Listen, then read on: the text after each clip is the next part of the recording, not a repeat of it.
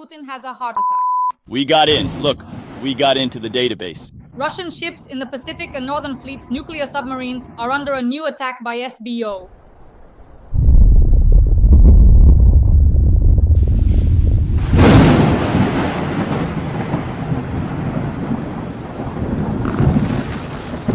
Ballistic missile launchers have been blown up, Iskanders are burning, military airfields with strategic nuclear aviation are on fire. Oh! Wow, Isbud. Attacked objects of the Russian nuclear detachment, exploded factories that produce intercontinental nuclear ballistic missiles Topol and ARS. The Russian nuclear detachment is under attack. Breaking news, friends. Ukraine has carried out a significant attack on 2 strategic nuclear airfields, specifically targeting the locations where Russia. These airfields are considered highly important military sites, as they serve as bases for aircraft capable of delivering nuclear weapons. The attack represents a notable escalation in the ongoing conflict, highlighting Ukraine's willingness to strike at critical elements of Russia's military infrastructure.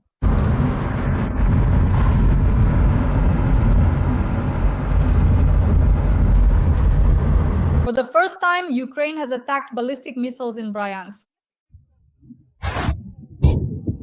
They themselves? They are detonating right now.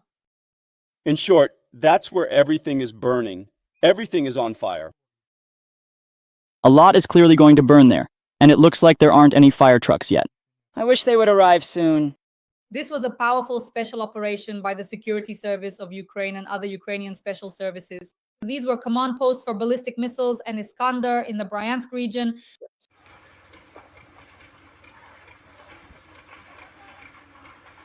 Ukraine is also preparing to attack Russian ships in the Pacific Ocean. According to reports, Kyiv is planning an operation using naval drones hidden in cargo containers to strike Russian ships and allies in the northern part of the Pacific Ocean. Ukraine has attacked 2 out of 3 elements of the nuclear triad and continues to press on. A new phase of the SBU special operation is being prepared. Moreover, the Yaroslavl engine plant was on fire in Russia. This is one of the factories where engines for the Topol M complex vehicles are produced. Intercontinental nuclear missiles Topol M, which essentially means the nuclear triad. Let's discuss all this with the President of the Assembly of the Peoples of the Caucasus, Ruslan Kutaev. Ruslan Makamatovich, welcome. Dasha, good afternoon. Greetings to our viewers. Ruslan Makamatovich, we attacked ballistic missile launchers in Bryansk.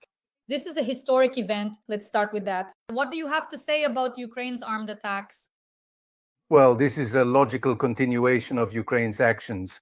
Ukraine is starting to act further and deeper, and the vast expanse of Russian military, let's say, industry has a lot of different types of enterprises on its territory, warehouses, and there are military units as well. And as we can see, the Ukrainian special services are demonstrating, first of all, that they know where everything is located. Secondly, that they can reach these targets. And thirdly, that they have consistently and quite dynamically begun to carry out operations to destroy all of this. You said it correctly here, intercontinental ballistic missiles capable of carrying a nuclear warhead are also being dismantled and eliminated. And here I think it's worth mentioning to our viewers that yesterday, when Russia was actually preparing to retaliate against Ukraine with a heavy, powerful strike, Ukrainian intelligence detected the activity of these Iskander launchers. It is known for certain that 1 Iskander missile launcher was destroyed and 2 were damaged. Therefore, these 6 missiles, which were presumably intended to strike some important administrative buildings in the city of Kyiv, were effectively destroyed. So the beginning of this insidious and carefully orchestrated plan of Putin was ultimately thwarted. And of course, after that, they lost the kind of decisive action that could have truly inspired the so-called Russian orcs, as well as Putin himself and his closest inner circle. That's why, look here, it's very interesting how the increasingly active Ukrainian special services are behaving hour by hour. They not only inflict damage, but even in real time, they manage to observe, gather intelligence on the actions of Russian missile systems, destroy them, and cause damage. This is a significant improvement in the skills and conduct of the Ukrainian Special Services, military command, and of course, those operators, drone pilots, missile operators, all of them are acting very successfully and skillfully, destroying Russian installations and the Russian military-industrial complex across the entire territory of Russia. Putin's operation continues. The SBU attacked two airfields, Engels and Diaghilevo, that is, two bases for Russia's strategic aviation, as well as an oil depot that supplies fuel to Russia's strategic nuclear aviation. At least 3 storage tanks are currently burning at the oil products storage facility of the Crystal Aros Reserve Plant. So we are still attacking the airfields of strategic nuclear aviation. The Operation Potina continues. A Mi-8 helicopter has been destroyed and a Mi-35 was damaged as a result of drone attacks, and the Bryansk airport was attacked at night. Shtamfamgich, the floor is yours. These are the reserves, the state reserves of aviation fuel. Yes, 3 storage tanks were hit, but according to the latest information, everything is still leaking out, and now 3 more tanks have been engulfed by fire, and this is ongoing. It's possible that the fire will continue to spread. As we know, in such situations at oil depots, it's often impossible to even contain the fire. It usually spreads from one tank to another, also affecting industrial facilities like oil processing plants. And all of this, let's say, becomes consumed by the flames. I think that situation is still unresolved there. The fire is still burning, and it's not yet known how much will be destroyed as a result of this operation and the actions of the Ukrainian side. The fact that Ukraine is preparing attacks on Russian ships in the Pacific Ocean and that Sevastopol and Crimea have been struck by Neptunes, we'll discuss that a bit later. But for now, I'd like us to focus on a very interesting and important topic. Friends, please like this video, subscribe to my channel, and let me know what you think in the comments. Something exploded in the sky over Kazakhstan, something like a hazelnut, and broke apart into pieces. And the first to report it to Baycom were Russian military correspondents, also known as Russian war reporters, Z-Patriots. They wrote about the failed launch of the Oreshnik from Kapustin Yar, near the border with Kazakhstan. That night, Putin decided to attack Ukraine. He did attack, and he surely wanted to use the Oreshnik, an intercontinental missile. The question is, does this Oreshnik actually exist? Did it explode? And why did it explode? Was it sabotaged? Let's think this through together. First of all, I served in Kapia. I served at the base, at the training ground we're talking about now, in the automotive troops, in the rocket and artillery forces, and indeed intercontinental ballistic missile tests were conducted there. There, the Astrakhan region borders Kazakhstan. Back then, it was the Guriev region, and indeed, tests were conducted there, launches took place there, and this launch, as I analyzed based on what the experts say, Oreshnik was most likely launched, and the images and recordings we have most likely show something over the steppes, the Kazakh steppes. This Oreshnik detonated and broke apart in mid-flight and was not only unable to complete its mission, but in fact it was not even able to begin its course toward Ukraine. What does this tell us? We know that even the first time when Oreshnik was fired at the Dnipropetrovsk region, it didn't achieve even 5% of what Russia expected. There was no destruction there. They hit a training center and couldn't do anything more. And now too with Oreshnik, they tried every possible option. They were very upset about it. They needed to show the orcs back in Russia that they're still a force to be reckoned with, that they can do something, scare someone, but it's not working, it's just not working. And with the counter-offensive units, they also failed. Ukraine destroyed them. They were deployed in the Bryansk region on the front line for an attack on Kyiv, but with Oreshnik, as we can see, it was a failure on all fronts. Russia is falling apart. Russian, let's say, missile operators and artillerymen, no matter how hard they try, they can't succeed. The only reason they manage at all is because everything is built exclusively on the basis of Soviet weaponry.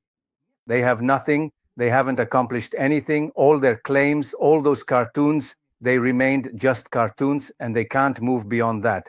This is the problem for Putin, for the Russian armed forces, and for the entire Russian, this fascist horde that would like to drown the entire population of Ukraine in blood, It's not because they don't want to, it's because it doesn't work out for them because they can't. This is what we need to understand and realize. Slava Bogovic, let's return to the topic of Russia's nuclear triad, which everyone is talking about right now, and which in fact was attacked by Ukraine's special services. All the world leaders have written about this. They've even reported it. For example, Kaja Kallas officially stated that this is unprecedented, the Prime Minister of the United Kingdom commented, and even Donald Trump, through his sources, conveyed that he too is stunned by the SBU special operation. And last time we talked about the need to attack the Russian Federation's fleet, the nuclear submarines. There's the Northern Fleet of the Russian Federation, which was attacked, and there's the Pacific Fleet of the Russian Federation. We discussed all this. And now, your publication, literally right before our stream today, released material stating that Ukraine is preparing attacks on Russian ships in the Pacific Ocean. According to this publication, Kyiv is involved in a sophisticated operation using naval drones hidden in cargo containers to strike Russian ships and their allies in the northern part of the Pacific. But it's very hard for me to imagine that Ukrainian intelligence services would announce their attacks through your publication. Why was this done? And in general, let's discuss the attacks on the Pacific Fleet, on the Northern Fleet, and how much of a blow this would really be for Putin. Let's first agree on the following point. The Washington Post, Bloomberg, and other newspapers are not the kind of media outlets that would, let's say, spread any kind of fake news. If they wrote about it, then without a doubt, they have grounds to talk about it. First. Second, if the Ukrainian special services, armed forces, and political leadership did not prohibit this from being published, it means they have sufficient grounds to believe that this operation is under extremely tight cover, and that they are confident that regardless of the fact that it has been made public, they will be able to carry this operation through to the end. Third, and this is very important, the Pacific Fleet, as we understand North Korea. Right now, Shoigu is back in North Korea. Russia is demanding soldiers, and North Korea is supplying ammunition, weapons, and people. And now it is very important, if Ukraine really does this, and I am convinced that they can do it, and if they reach Vladivostok, Khabarovsk, the Far East, and if they manage to hit even some ships, some movements, tankers, cargoes, then Russia will not just be put in an uncomfortable position. Russia will find itself in a state of crisis, because this is the area where all these ports are practically exposed, even all the military bases, everything that was there in terms of air defense and missile defense has been transferred here, closer to the front, to Moscow, and away from there. If now such a danger arises, if, say, drones start flying, and they will, then in that case, they'll have to pull something away from the front, from here, from the center, and transfer it over there to the Far East. This is bad news for Russia. How will they compensate for this? It's impossible to predict because China can't openly provide them with missile defense or air defense systems. North Korea doesn't have the means to defend against such weapons.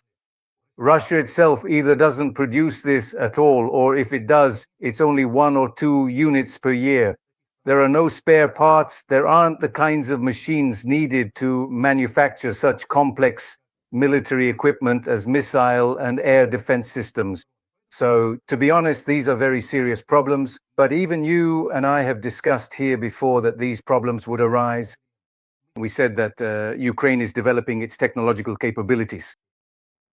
Germany has officially announced that joint Ukrainian-German production will, in the coming weeks, already be deployed for operational use to the military front lines for the use of Ukrainian missiles produced in cooperation between Germany and Ukraine.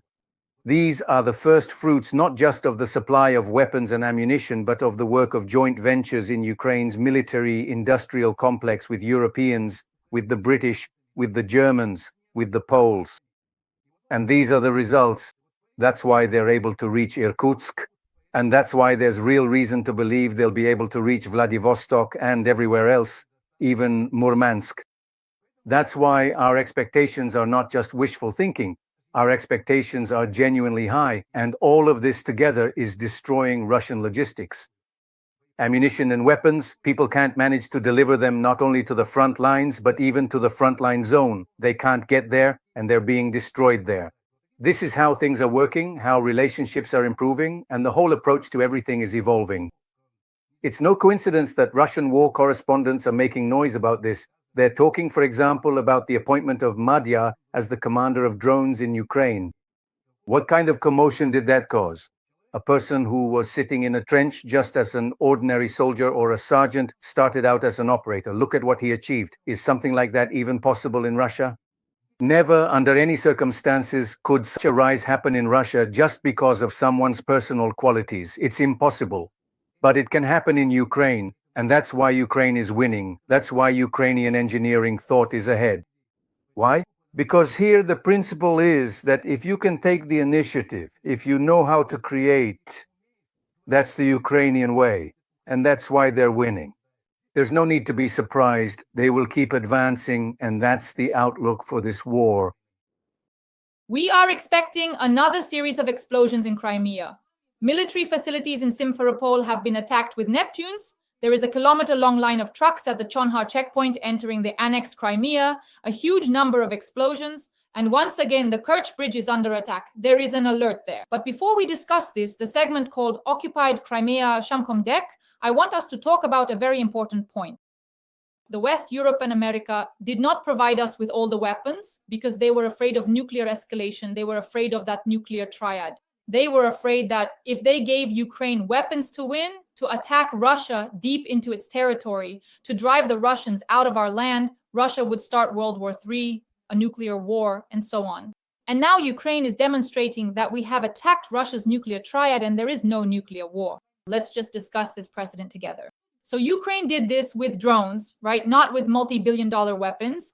In other words, we attacked multi-billion-dollar weapons, about $7 billion in total, using drones, unmanned aerial vehicles.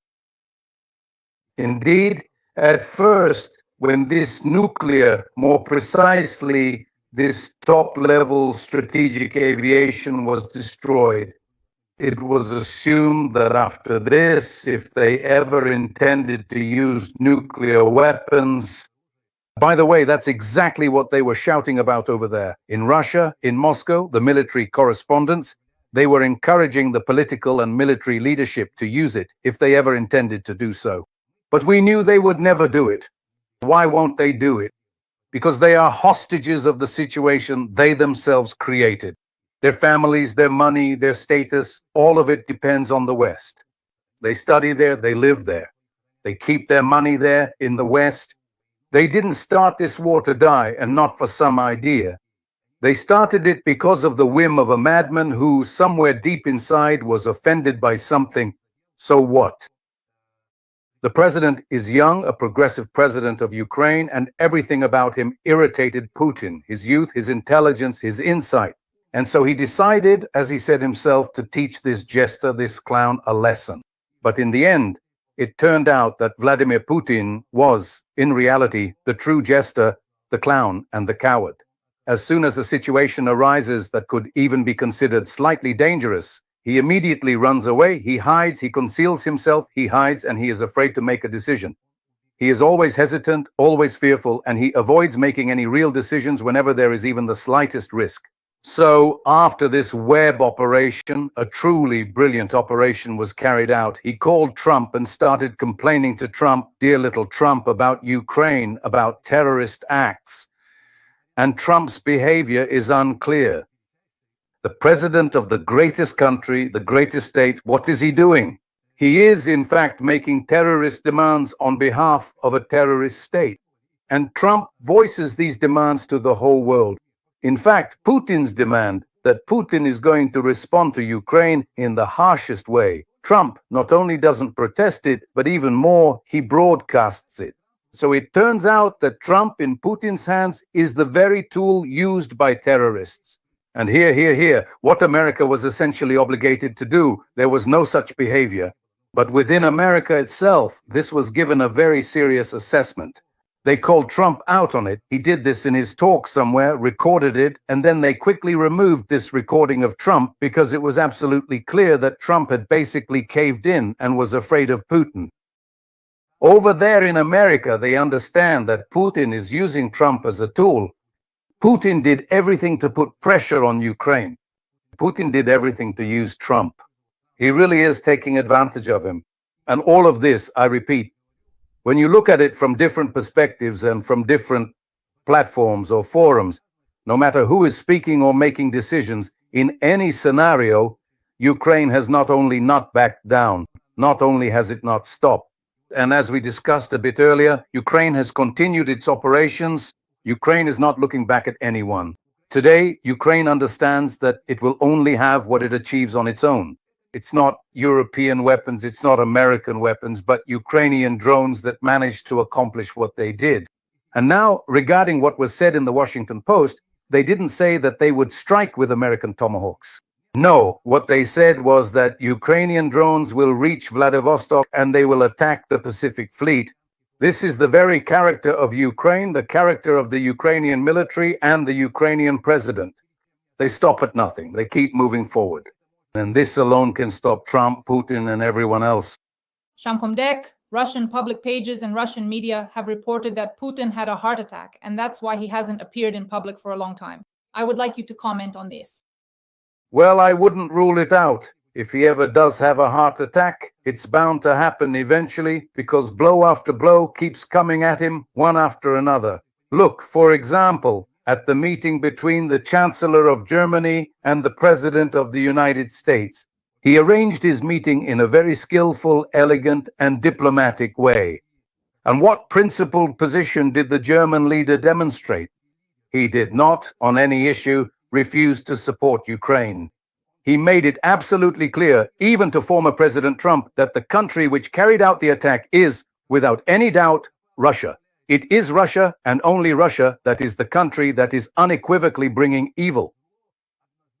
And so, when Ukraine is fully supported from all sides, when Ukraine is making progress on the front lines, when Ukrainians are getting stronger, look, just think about how much power and money has been poured into Ukrainian society just to find at least 3 people who would crow that Zelensky should be removed or that the war should be stopped.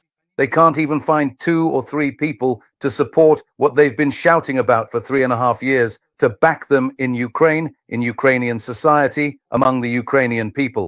Of course, from something like this, not only will he have a heart attack, I think he might just kick the bucket altogether soon. And that's why I think others understand this too. Other people, even those close to him. Actually, that's why, in my opinion, you and I have discussed this before.